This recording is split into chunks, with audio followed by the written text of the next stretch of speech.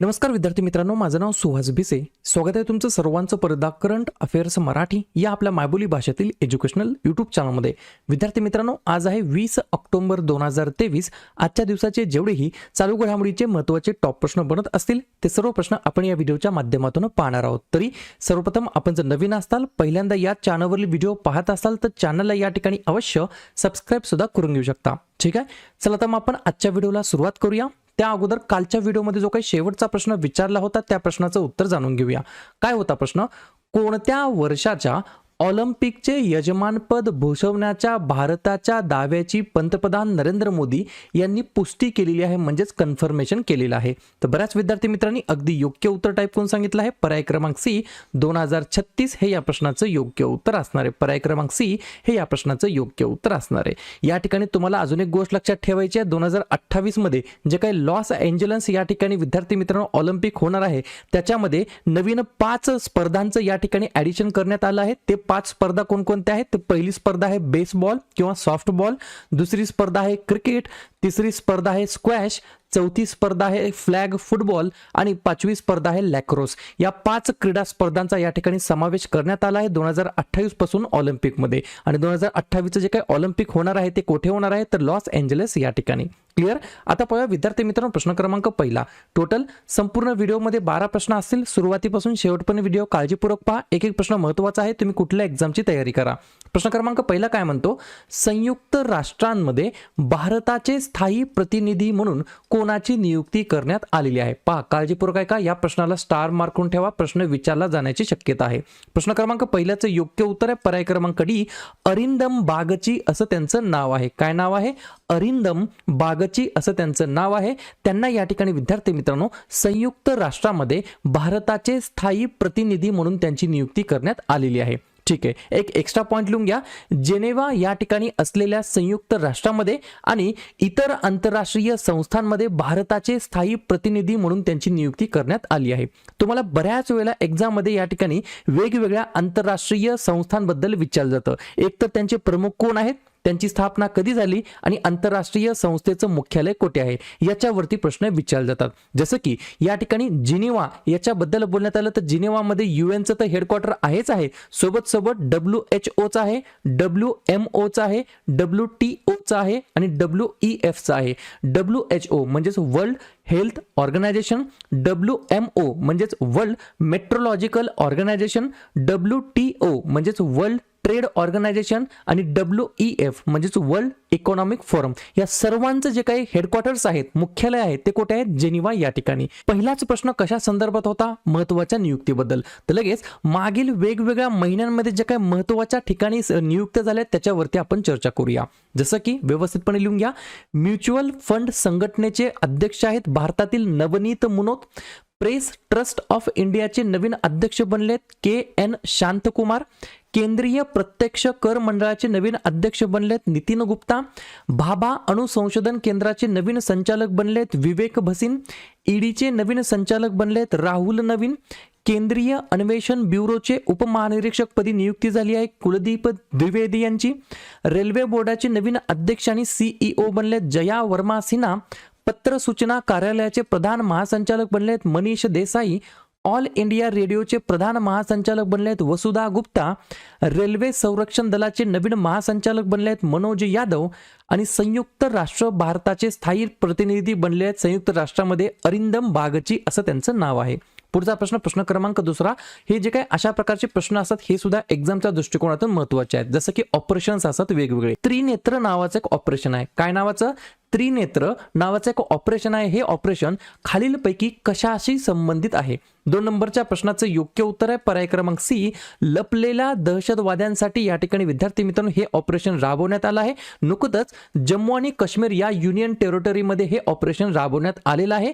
लपलेल्या दहशतवाद्यांचा खात्मा करणे किंवा त्यांचा या ठिकाणी काय करणे तर त्यांचं या ठिकाणी नामशेष जे काय आहे ते या ठिकाणी संपवणे हा याच्या मागचा मेन पर्पज आहे, उद्देश आहे. ठीक आहे, ऑपरेशनचं नाव आहे त्रिनेत्र ऑपरेशन. अशाच प्रकारचे वेगवेगळे ऑपरेशन भारताच्या साईडने अलीकडील काही काळामध्ये राबवण्यात आलेले आहेत. ते कोणते आहेत, त्याच्या मागचा उद्देश काय, याच्यावरती आपण एकदा नजर टाकूया. जसं की ऑपरेशन कावेरी नावाचं एक ऑपरेशन होतं.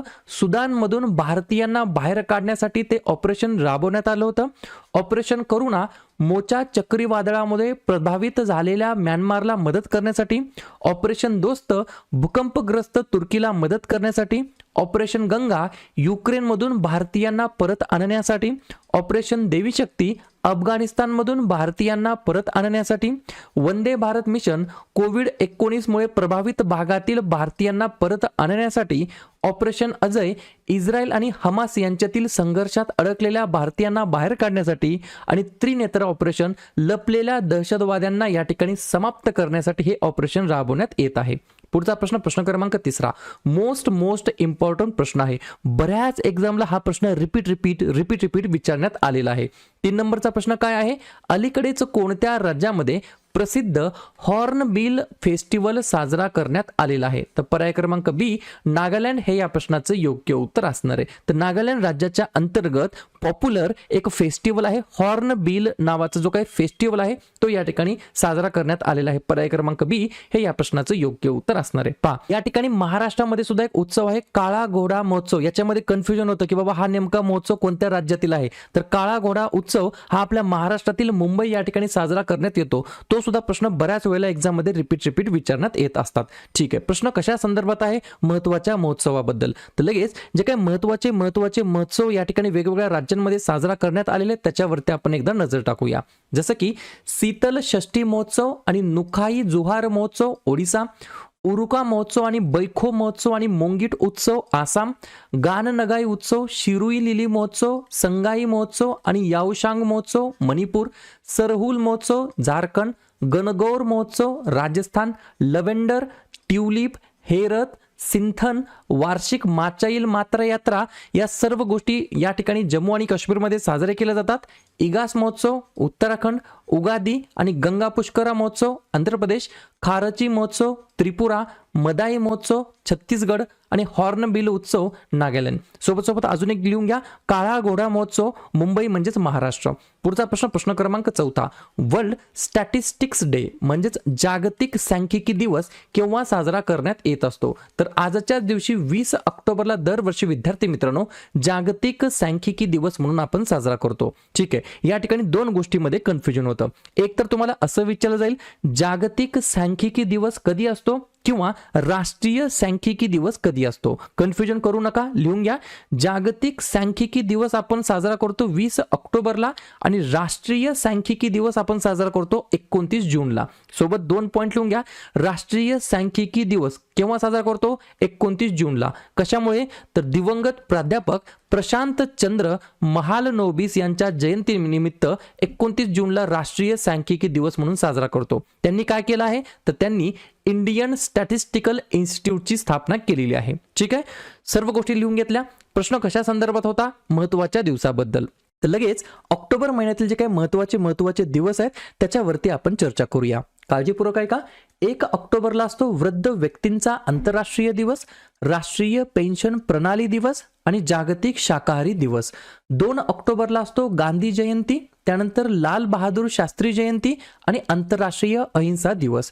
त्याच्यानंतर पहिल्या सोमवारी असतो ऑक्टोबर मधील जागतिक अधिवास दिवस. यावर्षी पहिल्या सोमवारी आहे 2 ऑक्टोबर. त्या दिवशी जागतिक अधिवास दिवस म्हणून आपण साजरा करतो. त्यानंतर 5 ऑक्टोबर जागतिक शिक्षक दिवस, 7 ऑक्टोबर जागतिक कापूस दिवस, 8 ऑक्टोबर भारतीय वायुसेना दिवस, 9 ऑक्टोबर जागतिक पोस्टल दिवस, 10 ऑक्टोबरला 2 दिवस असतात, राष्ट्रीय पोस्टल दिवस आणि जागतिक मानसिक आरोग्य दिवस, 11 ऑक्टोबर आंतरराष्ट्रीय बालिका दिवस, 13 ऑक्टोबर आपत्ती जोखीम कमी करण्यासाठी आंतरराष्ट्रीय दिवस, 14 ऑक्टोबर जागतिक मानक दिवस, 15 ऑक्टोबर जागतिक विद्यार्थी दिवस, 16 ऑक्टोबरला 3 दिवस असतात, जागतिक अन्न दिवस, जागतिक भूल दिवस आणि जागतिक मणक्याचे दिवस, 17 ऑक्टोबर गरिबी निर्मूलनासाठी आंतरराष्ट्रीय दिवस, 20 ऑक्टोबर जागतिक सांख्यिकी दिवस, 21 ऑक्टोबर पोलीस स्मृती दिवस, 24 ऑक्टोबरला 2 दिवस असतात, जागतिक पोलिओ दिवस आणि संयुक्त राष्ट्र दिवस, आणि 31 ऑक्टोबरला असतो राष्ट्रीय एकता दिवस. क्लिअर? पुढचा प्रश्न, प्रश्न क्रमांक 5. भारतीय लष्कराने कोणत्या देशामध्ये कॅम्ब्रियन पेट्रोल स्पर्धा 2023 आंतरराष्ट्रीय लष्करी सरावामध्ये सुवर्ण पदक या ठिकाणी जिंकलेलं आहे? 5व्या नंबरच्या प्रश्नाचं योग्य उत्तर आहे पर्याय क्रमांक डी, युके, युनायटेड किंगडम या ठिकाणी विद्यार्थी मित्रांनो आयोजित केलेल्या आंतरराष्ट्रीय लष्करी सरावामध्ये सुवर्ण पदक जिंकलं आहे आपल्या इंडियन आर्मीने. ठीक आहे. 3/5 गोरखा रायफलची एक टीम होती, फ्रंटियर फोर्सची टीम होती, त्यांनी या ठिकाणी हे गोल्ड मेडल जिंकलेलं आहे. ठीक आहे. कशाबद्दल बोलण्यात आलं? आपल्या भारतीय लष्कराबद्दल. तर लगेच आपल्या जे काही भारताची लष्कर आहे किंवा भारतीय सैन्य आहे याच्याबद्दल काही ठराविक गोष्टीवरती एक्झाम मध्ये प्रश्न विचारले जातात, त्याच्यावरती एकदा नजर टाकूया. जसं की कमांडर इन चीफ असतात भारताचे राष्ट्रपती, कोण आहेत? द्रौपदी मुर्मू. कितवे राष्ट्रपती आहेत? 15वे राष्ट्रपती. सीडीएस कोण आहेत? लेफ्टनंट जनरल अनिल चौहान, हे या ठिकाणी भारताचे सध्याचे वर्तमानमधील सीडीएस आहेत. कितव्या क्रमांकाचे? दुसऱ्या क्रमांकाचे. पहिल्या क्रमांकाचे कोण होते हे मला तुम्ही कमेंट बॉक्समध्ये सांगा. या ठिकाणी लष्कर प्रमुख कोण आहेत? जनरल मनोज पांडे. आणि लष्कर उपप्रमुख कोण आहेत? MV सुचेंद्र कुमार. सर्व गोष्टी कशा संदर्भात आहेत? भारतीय लष्कराबद्दल. मग लगेच भारतीय लष्कर डे आपण केव्हा साजरा करतो? 15 जानेवारीला. पुढचा प्रश्न, प्रश्न क्रमांक 6. कोणत्या राज्याच्या मुख्यमंत्र्यांनी त्या राज्याच्या अंतर्गत रब्बी मोहीम 2023 सुरू केलेली आहे? तर पर्याय क्रमांक सी, बिहार हे या प्रश्नाचं योग्य उत्तर असणार आहे. तर बिहार राज्याच्या अंतर्गत रब्बी हंगामा संदर्भात कृषी विभागामार्फत राबवण्यात येणाऱ्या योजनांची माहिती शेतकऱ्यांना देण्यासाठी रब्बी कॅम्पेन 2023 सुरू करण्यात आला आहे. पर्याय क्रमांक सी, बिहार हे या प्रश्नाचं योग्य उत्तर असणार आहे. लगेच आपण बिहार बद्दल चर्चा करूया. या राज्याची स्थापना झाली 22 मार्च 1912ला. मुख्यमंत्री आहेत नितीश कुमार, राज्यपाल आहेत राजेंद्र विश्वनाथ आर्लेकर, आणि राजधानी आहे पटना. 3 महत्वाचे राष्ट्रीय उद्यान आहेत, वाल्मिकी, राजगीर आणि कानवर, आणि एकच महत्वाचं धरण आहे इंदापुरी नावाचं. पुढचा प्रश्न, प्रश्न क्रमांक 7. 27 ऑक्टोबर 2023 ते 5 नोव्हेंबर 2023 या दरम्यान महिला हॉकी आशियाई चॅम्पियनशिप ट्रॉफी 2023 कोणत्या राज्यामध्ये आयोजित केली जाणार आहे? तर पर्याय क्रमांक बी, झारखंड हे या प्रश्नाचं योग्य उत्तर असणार आहे. ही जी काही स्पर्धा होणार आहे महिला हॉकी आशियाई चॅम्पियनशिप ट्रॉफी 2023 ही ऑर्गनाईज करण्यात येणार आहे झारखंड राज्यामध्ये. याच्यामध्ये 6 देशांचा या ठिकाणी समावेश आहे. कोणकोणते? तर आपला प्यारा भारत देश, जपान, दक्षिण कोरिया, चीन, मलेशिया आणि थायलंड. ठीक आहे. या ठिकाणी कशा संदर्भात बोलण्यात आलं? हॉकी या स्पर्धेबद्दल बोलण्यात आलं. मग लगेच या ठिकाणी आपलं जे काही भारताचं जे काही भारतीय महिला राष्ट्रीय फील्ड हॉकी संघ आहे याच्याबद्दल 2 गोष्टी तुम्हाला लक्षात ठेवायच्या आहेत. पहिली गोष्ट, कर्णधार कोण आहेत? सविता पुनिया, आणि कोच प्रशिक्षक कोण आहेत? तर जानके कॉपमॅन असं त्यांचं नाव आहे. ठीक आहे. या ठिकाणी झारखंडमध्ये ही स्पर्धा आयोजित करण्यात आली आहे. तर झारखंड बद्दल लगेच आपण रिव्हिजन टाकूया. स्थापना झाली या राज्याची 15 नोव्हेंबर 2000 साली. मुख्यमंत्री आहेत हेमंत सोरेन, राज्यपाल आहेत CP राधाकृष्णन, आणि राजधानी आहे रांची. 3 महत्वाचे राष्ट्रीय उद्यान आहेत, बेटला, हजारीबाग आणि डालमा, आणि 3 महत्वाचे धरण आहेत, मॅथॉन, चंदिल आणि पंचेत. पुढचा प्रश्न, प्रश्न क्रमांक 8. Indian renewable energy development agency limited याचे वित्त संचालकापदी कोणाची नियुक्ती करण्यात आली आहे? तर पर्याय क्रमांक ए, विजय कुमार मोहंती असं त्यांचं नाव आहे. क्लिअर? पर्याय क्रमांक ए, विजय कुमार मोहंती हे या ठिकाणी Indian renewable energy development agency लिमिटेडच्या या ठिकाणी वित्त संचालकपदी त्यांची नियुक्ती करण्यात आलेली आहे. पुढचा प्रश्न, प्रश्न क्रमांक 9. कोणत्या राज्य सरकारने location accessible multi model initiative scheme ही जी काही योजना आहे ती या ठिकाणी सुरू केलेली आहे? तर पर्याय क्रमांक डी, ओडिसा हे या प्रश्नाचं योग्य उत्तर असणार आहे. ज्याचा मागचा प्रमुखता उद्देश काय आहे? तर ग्रामीण भागामध्ये या ठिकाणी परवडणारी सार्वजनिक वाहतूक बस सेवा प्रदान करणे हा याच्या मागचा मेन पर्पज आहे. कोणी सुरू केली आहे? ओडिसा राज्याने. तर लगेच आपण जाता जाता ओडिसा बद्दल सुद्धा चर्चा करूया. या राज्याची स्थापना झाली 1 एप्रिल 1936 ला. मुख्यमंत्री आहेत नवीन पटनायक, राज्यपाल आहेत गणेशी लाल, आणि राजधानी आहे भुवनेश्वर. 3 महत्वाचे राष्ट्रीय उद्यान आहेत, भितरकनिका, सिमिलीपाल आणि नंदनकनन, आणि 4 महत्वाचे धरण आहेत, हिराकूड, मंदिरा, काला आणि इंद्रावती. पाहूया पुढचा प्रश्न, प्रश्न क्रमांक 10. मणिपूर उच्च न्यायालयाचे मुख्य न्यायाधीश म्हणून कोणाची नियुक्ती करण्यात आलेली आहे? 10व्या नंबरच्या प्रश्नाचं योग्य उत्तर आहे पर्याय क्रमांक सी, सिद्धार्थ मृदुल असं त्यांचं नाव आहे. काय नाव आहे? सिद्धार्थ मृदुल असं त्यांचं नाव आहे. त्यांना या ठिकाणी मणिपूरमधील जे काही हायकोर्ट आहे त्याचे चीफ जस्टिस म्हणून त्यांची नियुक्ती करण्यात आलेली आहे. ठीक आहे, मग मला लगेच कमेंट करून सांगा आपलं जे काही मुंबई हायकोर्ट आहे त्याचे जे काही चीफ जस्टिस आहेत त्यांचं नाव काय हे मला तुम्ही कमेंट बॉक्समध्ये लगेच सांगायचं आहे. तोपर्यंत आपण मणिपूरबद्दल चर्चा करूया. या राज्याची स्थापना झाली 21 जानेवारी 1972 ला. मुख्यमंत्री आहेत एन बिरेन सिंग, राज्यपाल आहेत अनुसुया उइके आणि राजधानी आहे इम्फाळ. 3 महत्त्वाचे राष्ट्रीय उद्यान आहेत, माफ करा 2 आहेत, किबुल लामजाओ आणि सिरोही, आणि 2 महत्त्वाचे धरण आहेत, खुगा आणि टिफैमुख. पुढचा प्रश्न, प्रश्न क्रमांक 11वा. कामगारांसाठी किमान वेतन सुनिश्चित करण्यासाठी कोणते प्रथम राज्य या ठिकाणी ठरणार आहे? 11व्या नंबरच्या प्रश्नाचं योग्य उत्तर आहे पर्याय क्रमांक बी, झारखंड हे या प्रश्नाचं योग्य उत्तर असणार आहे. अशा प्रकारे शेवटचा प्रश्न, प्रश्न क्रमांक 12वा. राष्ट्रपती कॉलर्स या सन्मानाने कोणत्या बटालियनला सन्मानित करण्यात आलेला आहे? तर पर्याय क्रमांक ए, 3rd battalion of Naga regiment यांना या ठिकाणी विद्यार्थी मित्रांनो प्रेसिडेंट कॉलर्स या सन्मानाने सन्मानित करण्यात आलेला आहे. क्लिअर? तर अशा प्रकारे विद्यार्थी मित्रांनो हे होते आजचे 12 प्रश्न. उपक्रम कंटेंट हा जो काही प्रयत्न आम्ही सुरू केला आहे मराठी भाषेमध्ये मराठी विद्यार्थ्यांसाठी कसा वाटतो नक्कीच कमेंट करत चला. आणि या ठिकाणी तुमच्यासाठीचा आजचा खास प्रश्न, लोकसभेचे जे काही आपले अध्यक्ष आहेत ओम बिर्ला कोणत्या देशाच्या संसदेला P20 प्रेसिडेन्सी सोपवणार आहेत किंवा सोपवतील? इंडोनेशिया, ब्राझील, इस्रायल की जपान? तर ज्या पण विद्यार्थ्यांनी या प्रश्नाचं योग्य उत्तर येत असेल त्या प्रश्नाचं उत्तर तुम्ही कमेंट बॉक्समध्ये बिंदासपणे टाईप करून सांगा. या प्रश्नाचं उत्तर चुकू द्या, बरोबर द्या, काहीच हरकत नाही, परंतु ट्राय करणं, प्रयत्न करणं हे सर्वात जास्त महत्त्वाचं आहे. आणि दुसऱ्या दिवशी येऊन आपण दिलेल्या प्रश्नाचं उत्तर हे बरोबर आलं की चुकलं हे दुसऱ्या दिवशी येऊन चेक करणं, तपासणं हे देखील तितकंच जास्ती महत्त्वाचं सुद्धा आहे.